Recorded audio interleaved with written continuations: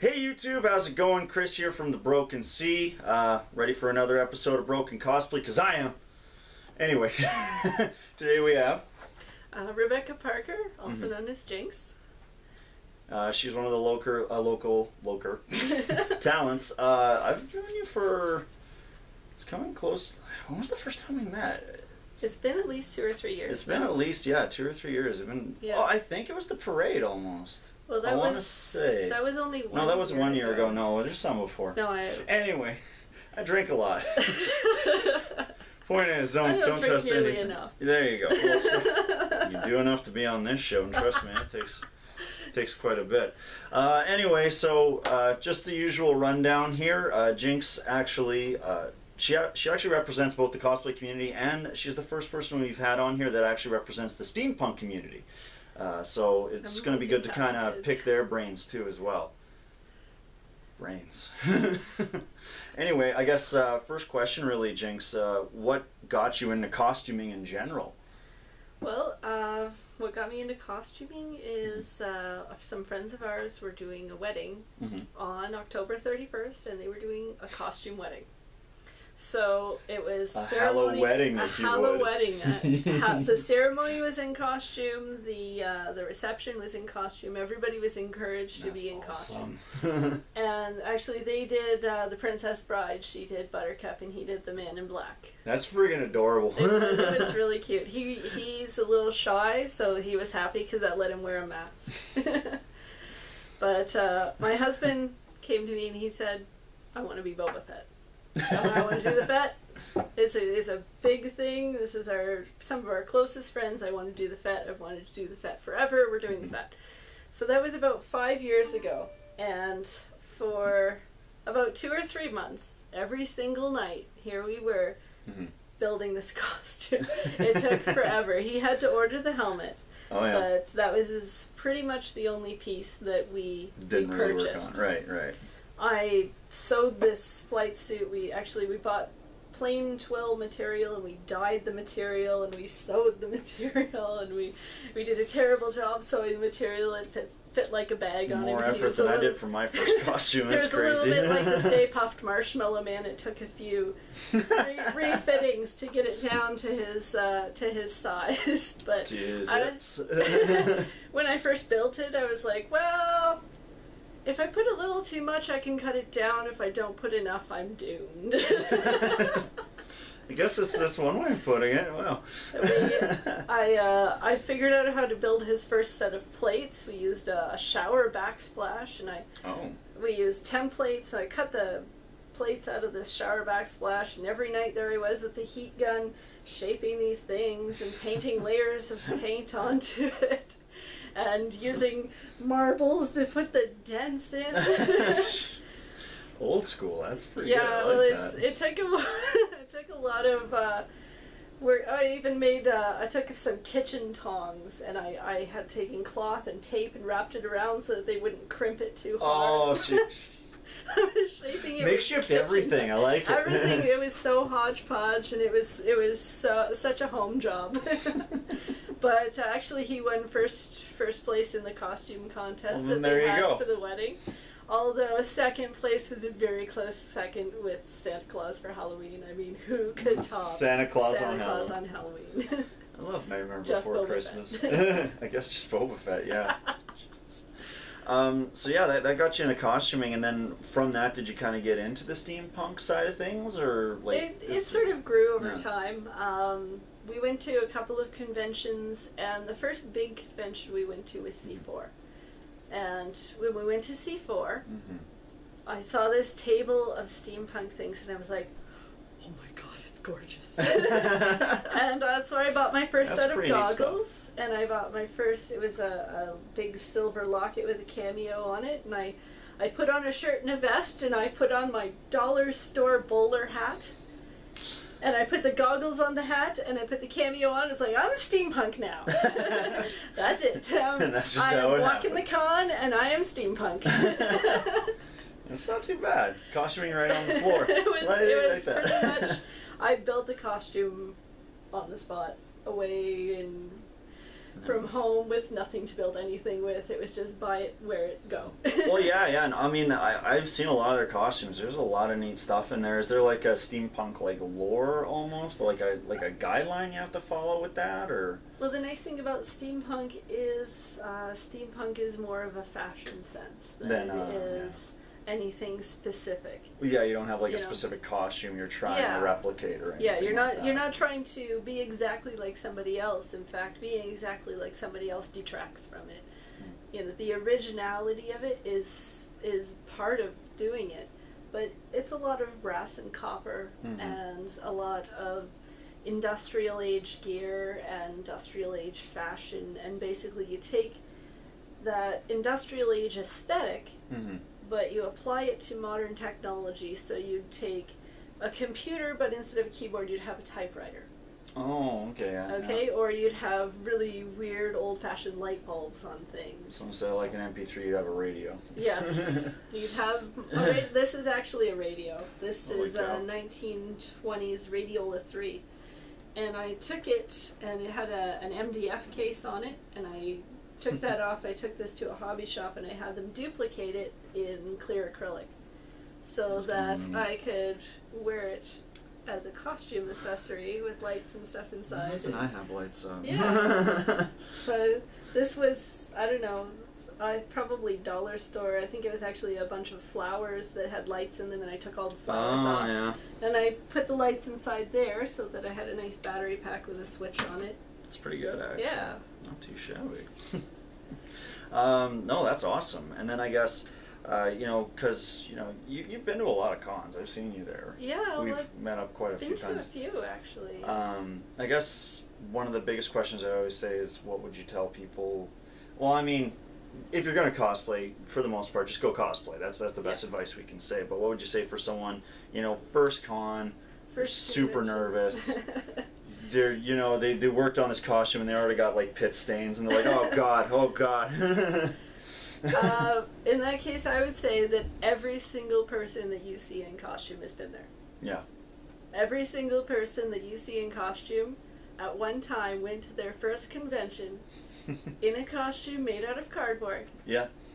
And something that they sewed together at midnight the night before because they didn't realize how long it would take to make this insane thing that they really wanted to be. Cosplayers don't procrastinate. You're silly. Yeah. We all do. So much. I had so many conventions where we were up till 2 a.m. the night before. My husband's like, no, we have to get this perfect. But yeah, for your first convention, for your first cosplay, for your first time out, you may be around people who have these insane, beautiful, awesome, you can't believe they made it themselves, they must have bought it somewhere. No, they actually did make it themselves, oh my god. They have all showed up to their first convention in a cardboard box with pit stains going, oh my god, this isn't good enough. It's good enough. It's good enough. Just wear it, do it, love it, have a great time, and your next time, go one step further. Exactly. And then your next time, go another step further until the person with the pit stains in the cardboard costume is looking at you going, oh my god, how did they do that? And then it becomes full circle and the cycle is complete. And also, too, you're just going to meet a whole bunch of awesome people. And get a like whole this new guy. Well, yeah. Who doesn't want to hang out with me? I'm adorable.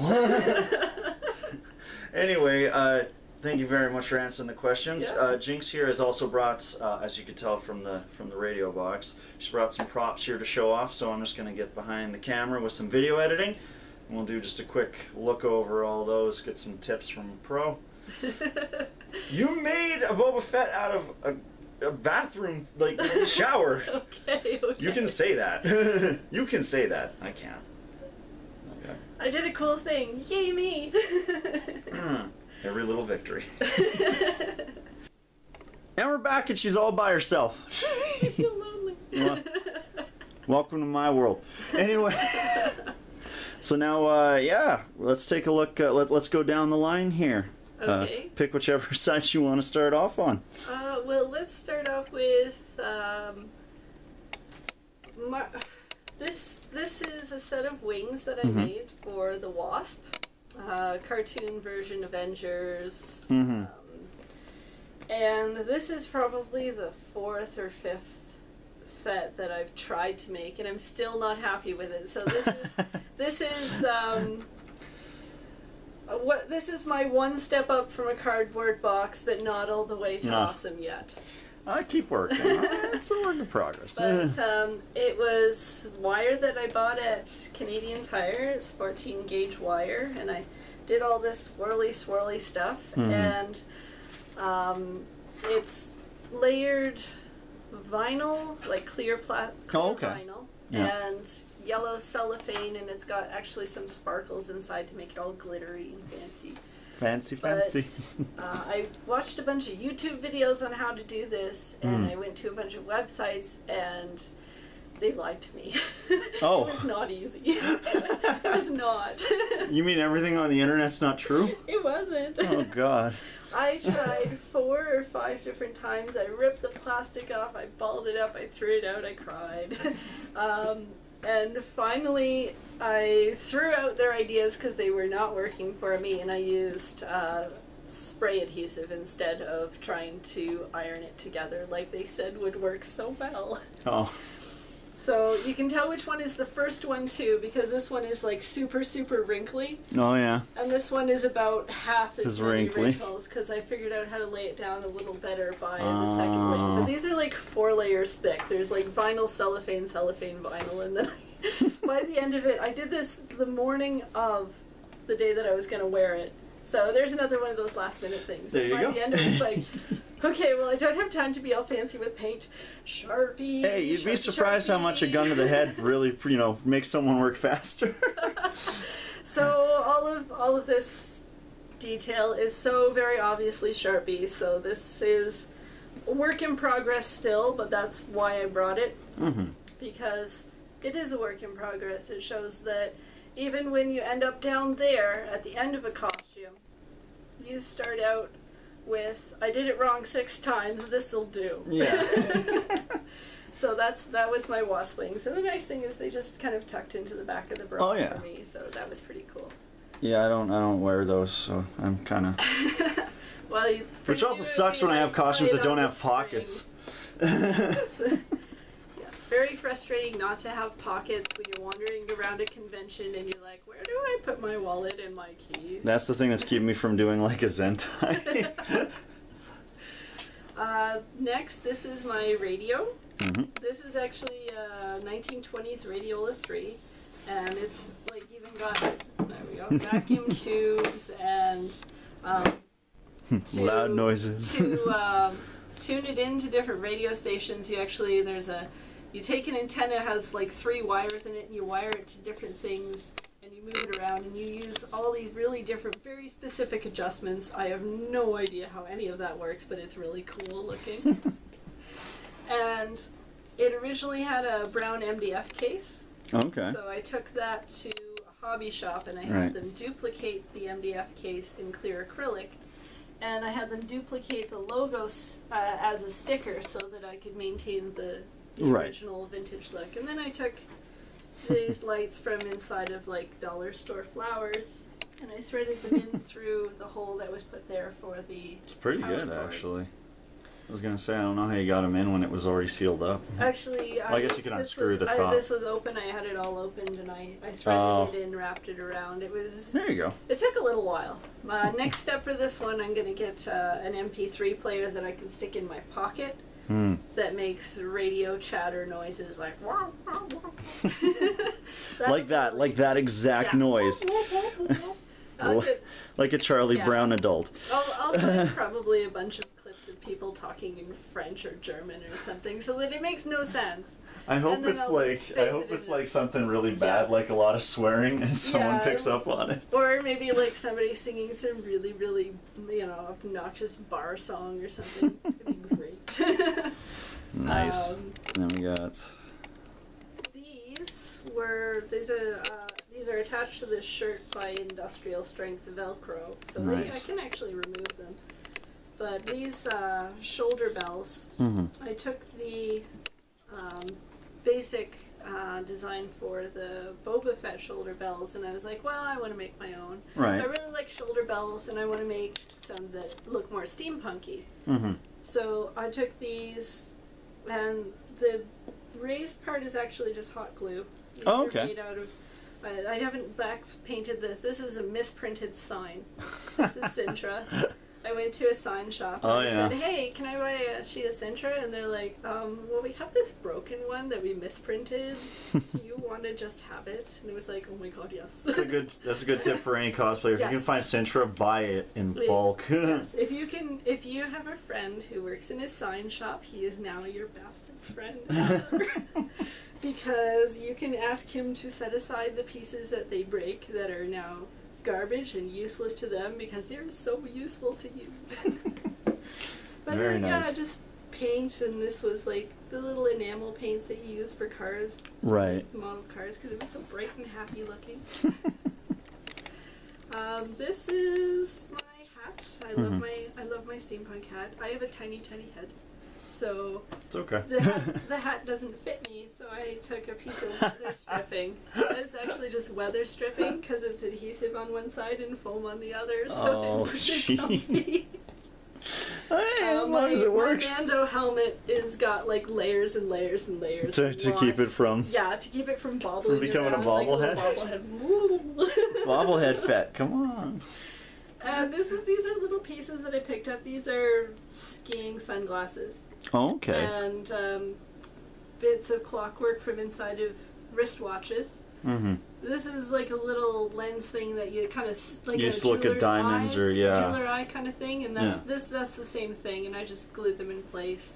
Some cool playing cards. I haven't decided which one I want, so I ended up with one on both sides. I just take off the one I don't feel like using that day. So Should it be a doesn't joker. dumb. Pieces that you buy from other people that are real things are awesome too, because these are a vintage pair of nose-sitting glasses, which are really cool. Anything for steampunk that you can get that's real, like the radio and the glasses that are vintage that you can repurpose. You've given it a new life, and you're using it not necessarily in the way it was originally intended to be used, but... Hey, it's better than sitting and collecting dust. A lot of the things that you will find for doing steampunk are somebody else's trash. So giving it a new life is that much more use out of something that is not being thrown away, and that's awesome.